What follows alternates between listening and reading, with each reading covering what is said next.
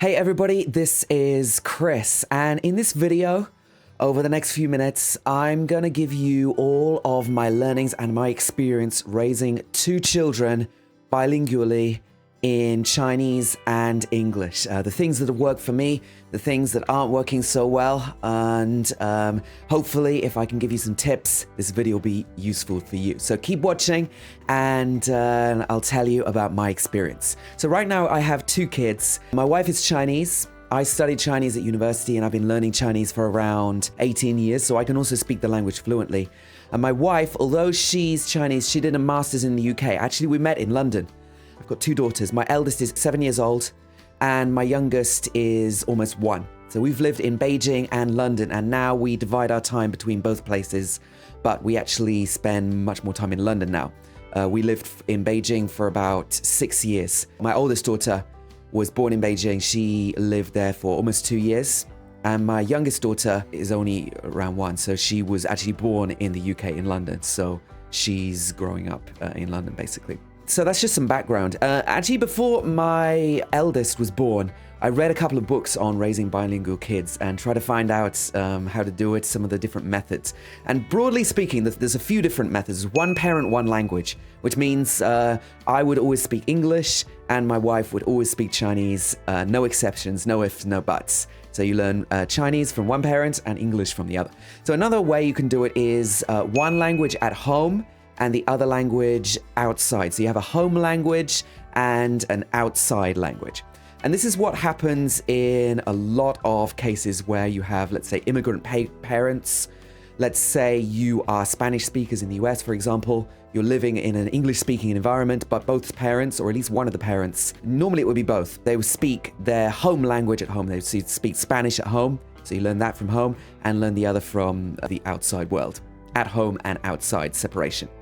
And then the third way, which I've heard, which is much less common, is scenario-based. So you do some things in one language and some things in the other language. You might say have some clubs or some activities or some media in one language, and then you spend other time doing other activities in another language.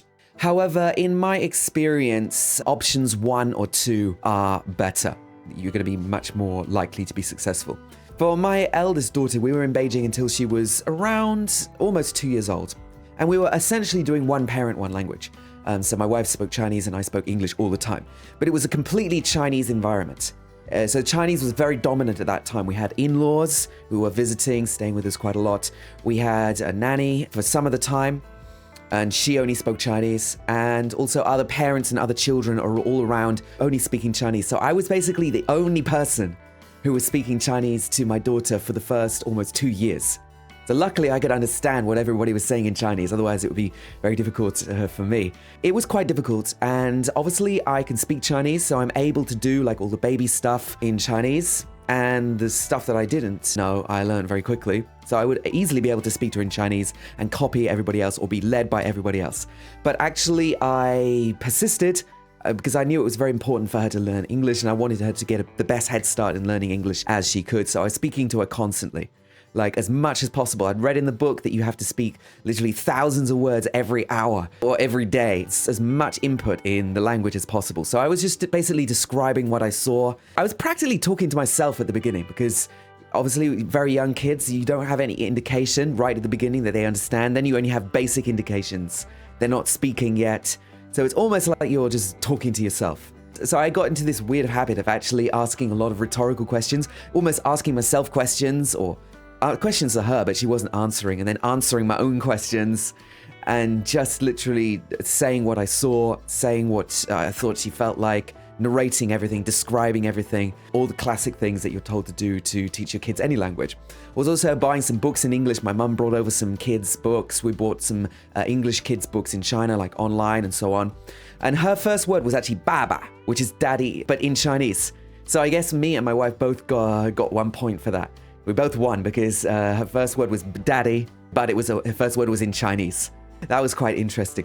And then she actually started to speak around 1 or whenever kids learn to speak. She started to speak quite early, actually. She had some words before she was even 1, but her first words were mainly Chinese. A lot of people said to me, oh, your daughter's bilingual, she's speaking both languages, she'll speak later, her speech learning will be delayed, everything will be more difficult for her. She actually started speaking early, learned loads of words, especially in Chinese. And in the beginning, she was actually speaking to me in Chinese.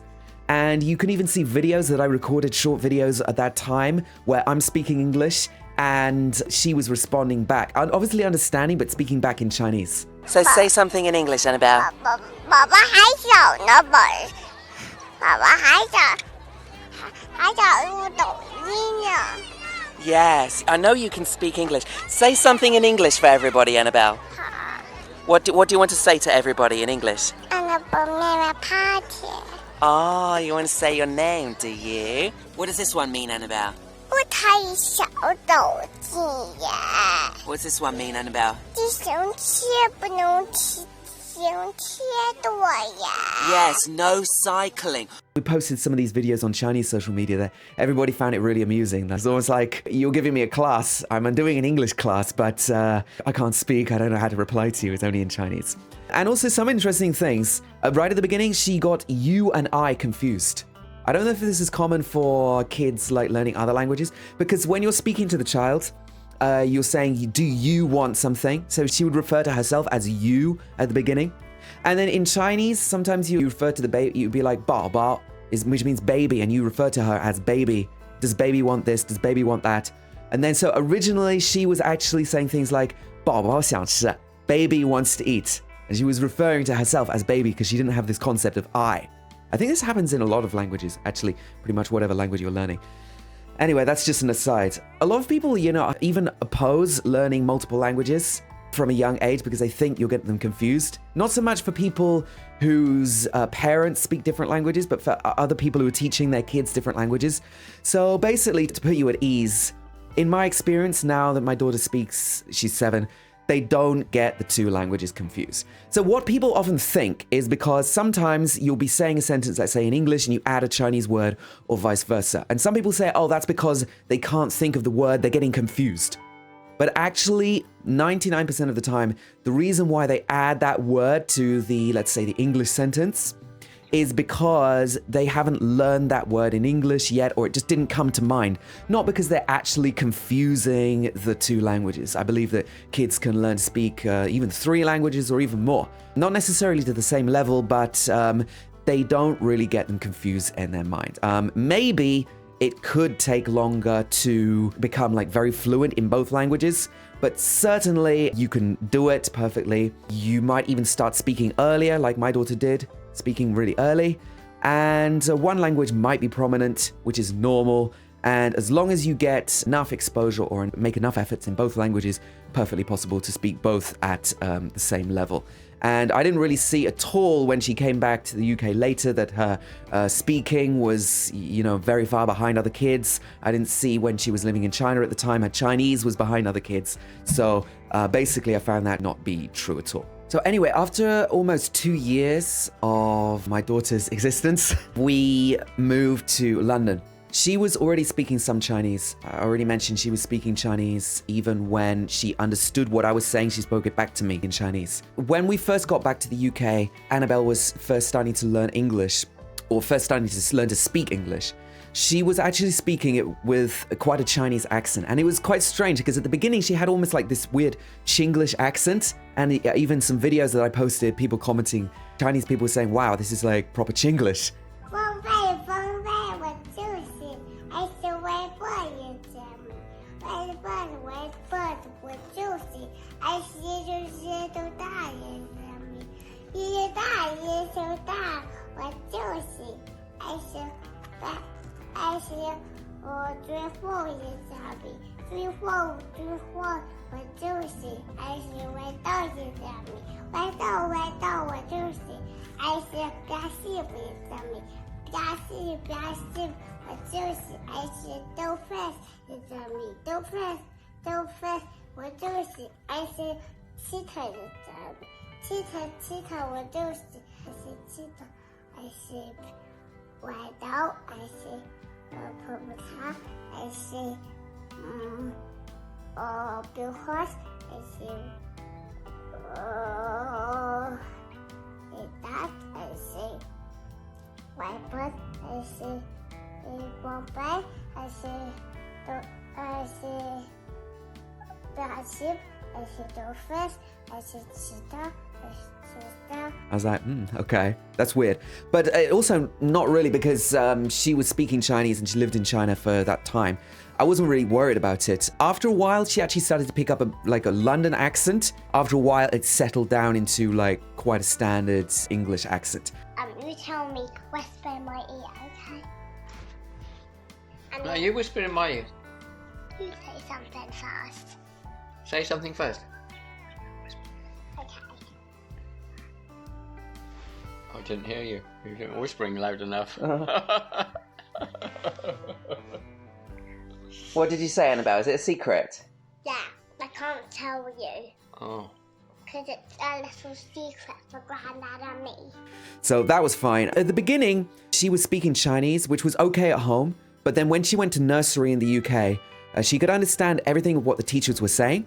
But then she spoke back to them in Chinese, or she tried to. Obviously, they couldn't understand, so she could only say some words. And then after a few months, actually, she was speaking much better English. When kids are in an environment speaking the language and they're that young, they learn very, very quickly, especially when she could already understand. I'd already done the groundwork in China. Even when I found it hard to persist always speaking English, nobody else was speaking English. I was always speaking English.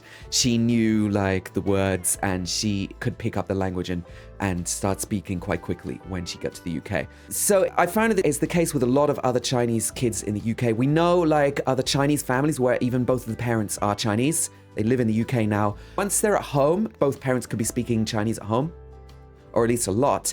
And that's fine. But then when they go to school, they often find that the English becomes predominant, or the language of the environment starts to take over. And then once the kids go to school and they start making friends, they might find that it's not cool to speak their home language or their other language. It's like they don't want to be seen speaking Chinese or the other language in front of their friends. Sometimes they can even become embarrassed or ashamed of it.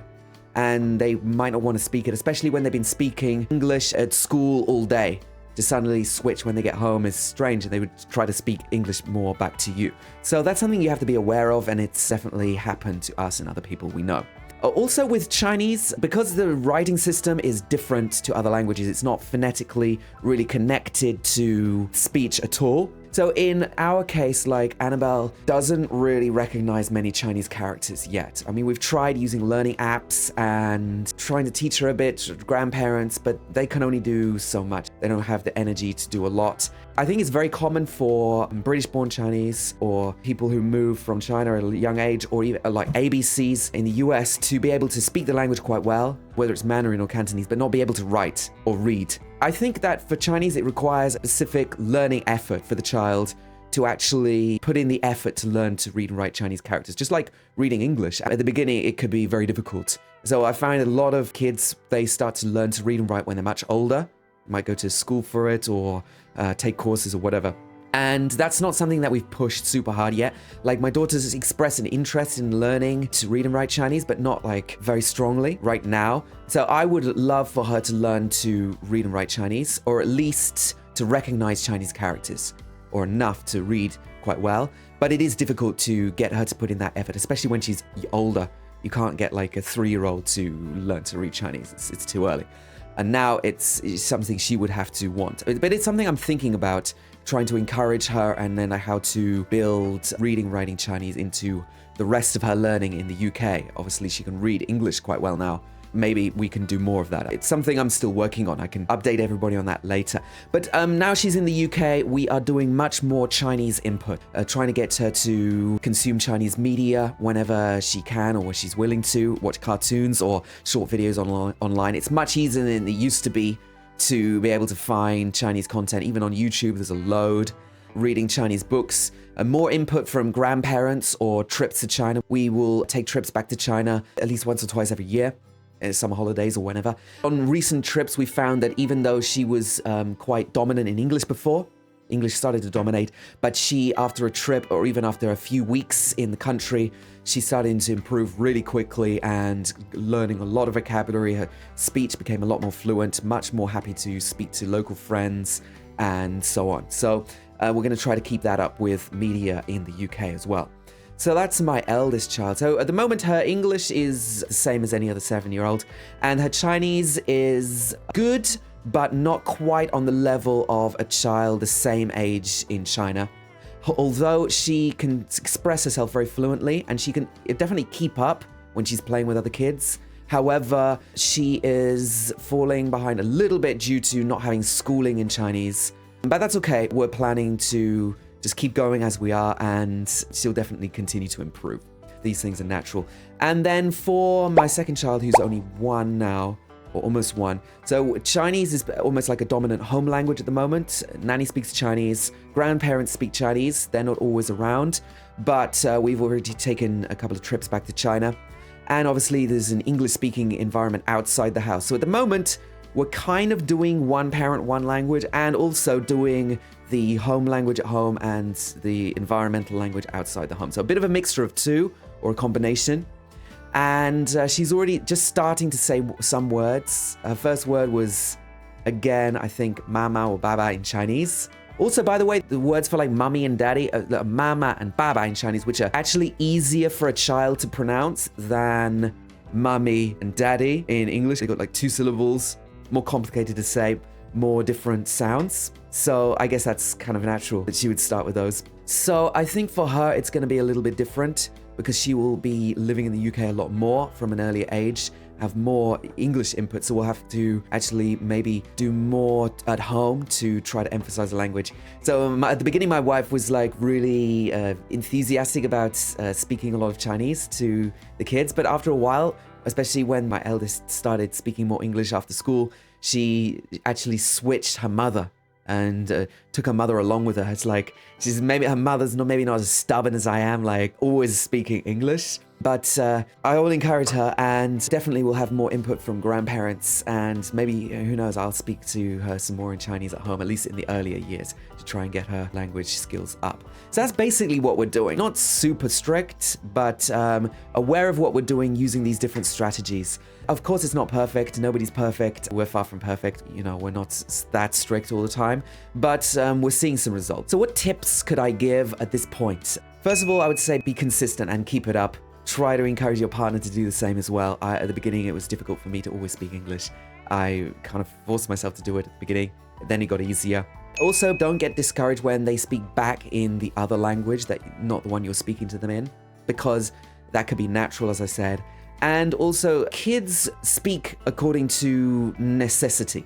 So if they know that you can understand the other language, they know you can understand English, and they don't have to make the extra effort to speak the home language or the weaker language, then they will just speak English. That can be very difficult. However, know that as long as you are speaking to them in the language, they are getting that input. They might be understanding. You can tell they're understanding, even if they're speaking back in another language. So know that you're helping them, and it's all good. So don't get discouraged by that. Thirdly, it's good to create situations where they have to speak the language. And in our case, one thing that's been really good, not everybody has this possibility. Like my in-laws do not really speak any English at all.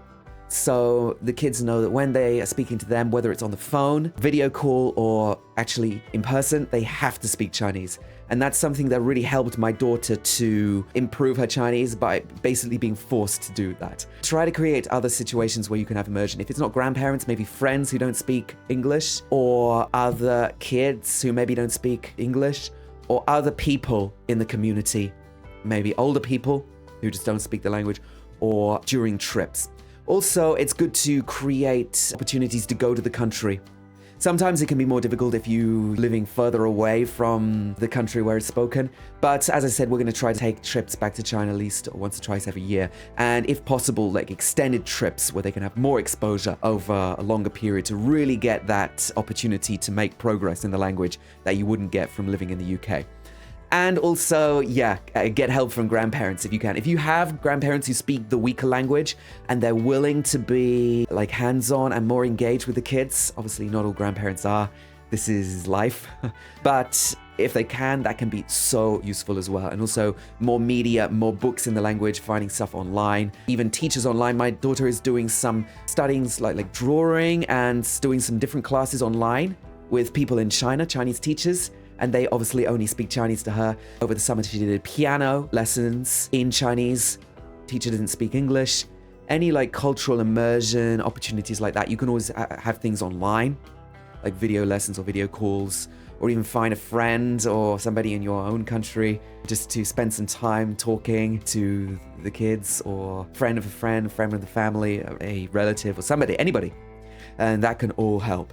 So yeah, these are just my tips and my experience. Obviously, I'm no like, grand expert on this, and we're not perfect. It's just been our experience. So if you have any additional tips, feel free to share your experience, whatever language you speak or you've been teaching your kids. Is it your own language? Is it a language that you've learned that you're trying to teach your kids? Which is something I would love to do, because I speak some French and Spanish, but to actually teach that to your kids as a second language learner is much more difficult. Some people have done it. It's much more difficult even to know how to say everything, even to have that discipline. So if you've done that as well, let me know in the comments. If this video was helpful to you, please do hit the like button. That'd be super helpful. And subscribe if you're interested in my content. That would really, really help me out. If you're learning Chinese, check out my Chinese learning content as well at my website. And that's all. Thanks for watching this video. See you again in the next one. Bye for now.